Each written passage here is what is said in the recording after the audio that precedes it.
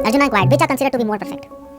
Those who are always properly engaged in your devotional service, or those who meditate on the impersonal Brahman, the unmanifested?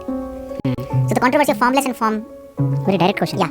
The Supreme Personality of Godhead said, those who fix their mind on my personal form, see, Maya Aveshya Manoima, Mai matlab on me, on my form, which is explained in 11th chapter, 10th chapter, isn't it? Are always engaged in worshipping me with great and transcendental faith, are considered by me to be the most perfect.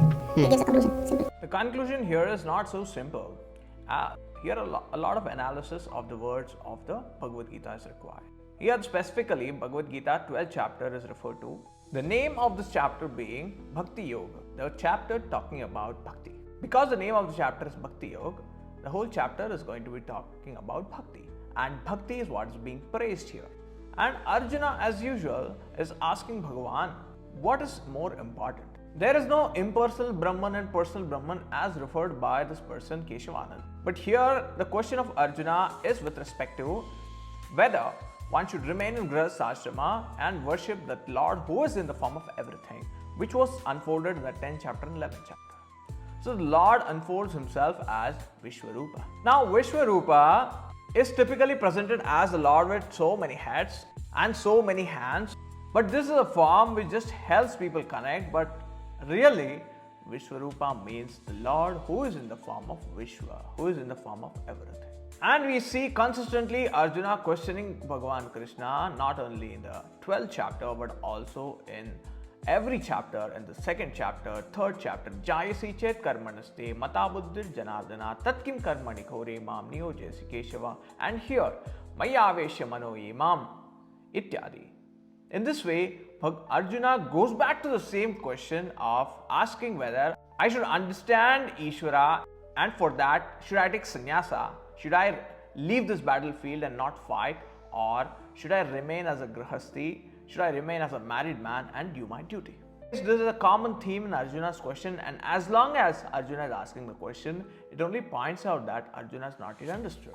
ISKCON establishes Krishna to be supreme, whereas in the 10th, 11th chapter, it is made very clear that the Lord is in the form of Vishwa.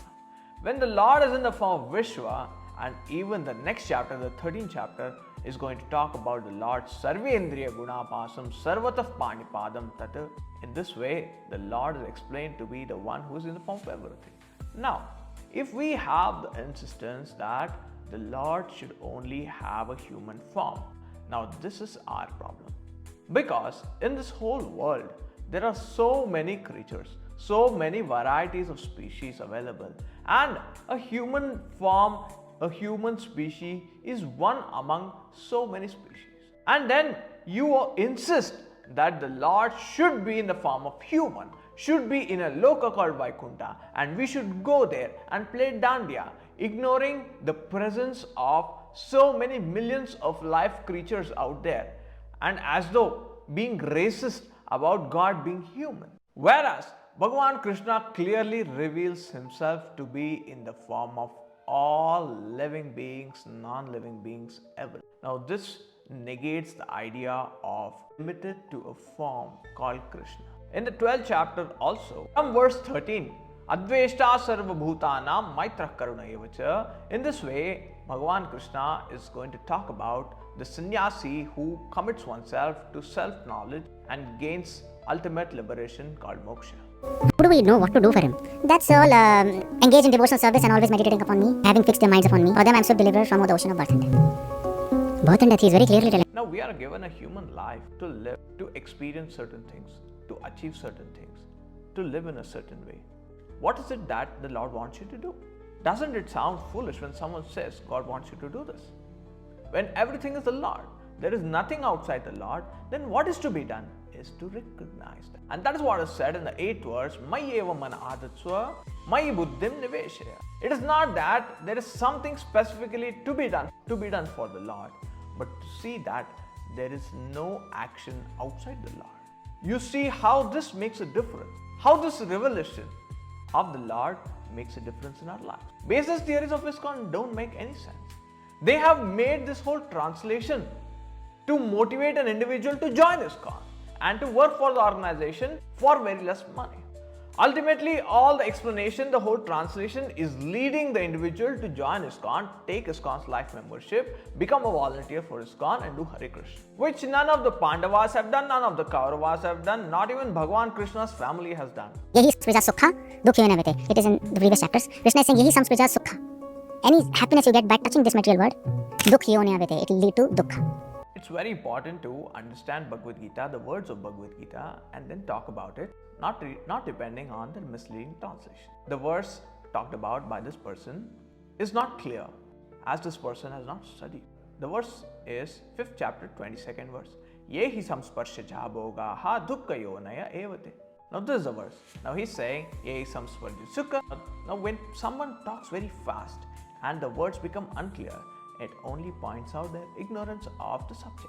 And that's what we are seeing in this video. So, yehi samsparshaja bhoga ha dukhayo naya evate. Now here what really is pointed out, the limitation of every pursuit available. Now this is for what? In Shastra, a very well known saying which we hear in all the temples, that dharma artha kama moksha purushartha siddhyartham. So I am doing this puja. So the purpose of the Shastra, the Veda, is to help an individual achieve whatever they want. So in Sanatana Dharma, what the individual wants, that's a priority. So if the individual wants Dharma, then that certain means are talked about by Veda. If the individual wants Kama, to fulfill one's fancies, then there are various means talked about. If someone wants to achieve moksha, then the means are talked about by Veda. So in this way, Shastra talks about the means. Now here, among these 4 Purusharthas, Dharma, Artha, Kama, Moksha, Bhagavan Krishna is pointing out the limitation of the first 3 Purusharthas, Dharma, Artha, Kama, and drawing one's attention towards Moksha Purushartha, which is the ultimate end to be achieved. And if you serve Krishna, it will lead to satisfaction. So he's doing a course correction here. Yeah, from an enjoyer, he's making us a servant. But no, that's the whole problem. He's not saying you don't enjoy. He's saying enjoy in my service. Typically, when we analyze racism, which was prevalent in the United States, there was a master and there was a servant, a slave. Now this slave was a commodity which was bought and sold. The master holds the authority over the servant. Where ISKCON explains that the Lord is the master and we are the servants.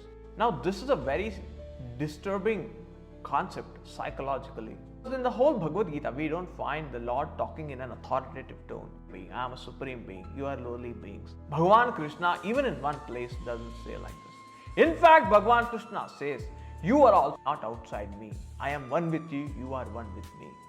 Matsthani sarva bhutani. Okay, don't enjoy separately. So is there enjoyment in his service? Yeah, he says, Susukham kartum abhyam, 9th chapter we discussed. If there was no enjoyment in his service, then why so many devotees, so many saints would have passed the entire life in his service? How can one do that? Now, why an individual joins a certain organization and devotes one's life? This has more to do with one's psychological needs, one's emotional needs. Bhagavad Gita is to be understood. Just because someone has lived in a certain way, that doesn't change the meaning of Bhagavad Gita. Krishna is saying you should understand I am also the knower of the bodies. And to understand the body and its knower is called knowledge. That is my opinion. To understand the body and its knower is called as knowledge. Oh, that means we have to understand about our body also. Yeah. The verse referred to here comes in the 13th chapter of Bhagavad Gita. The name of the chapter is Kshetra Kshetragna Vibhaga Yoga. Here Bhagavan Krishna says, Kshetragram chapi mam vidhi sarva kshetreshu bharata. I am the one who is in the form of all the bodies and all the minds which enlive in the body. And even the witness of that mind is me alone. It's very clear that this is not understood by this person. And not just spirituality, we also have to study biology. Everything what is said here by this person has logical blunders. There is no connection between one thing and another. Understand the body, to understand the knower of the body, which is our soul and God. And that is knowledge. That is knowledge. Yat jnanam matamama kshetra kshetrajyo jnanam. The chapter's name is kshetra kshetrajyo. This is not jnana. You don't even know the name of this chapter. You are saying kshetra kshetrajna yor.